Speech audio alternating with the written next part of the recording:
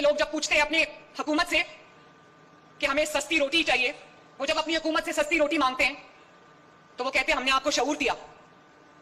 जब केपीके की आवाम अपनी हुकूमत से होनहार स्कॉलरशिप मांगते हैं तो वो कहते हैं हमने आपको शऊर दिया। मुझे ये बताओ कि शऊर से किसी का पेट भर सकता है? शऊर से किसी बच्चे की फीस अदा हो सकती है? जब लोग उनसे पंजाब की तरह का इंफ्रास्ट्रक्चर मांगते हैं, सड़कें मांगते हैं, तो वो कहते हैं हमने आपको शऊर दिया। शऊर पे बैठ के कॉलेज जाओगे, शऊर पे बैठ के रोजगार पे जाओगे, शऊर पे चल के जो है वो अस्पताल जाओगे। और जब वहां पर कहा जाता है कि हमें अच्छे अस्पताल दो, पंजाब की तरह अच्छी इलाज की सहूलत फराहम करो, तो कहते हैं हमने आपको शऊर दिया है। अब दवाइयों की जगह लोग शऊर खाएंगे। जब केपीके की आवाम से लोग रोजगार का सवाल करते हैं तो वो कहते हैं हमने आपको शऊर दिया है। अब लोग शऊर को कमाई का जरिया बनाएंगे।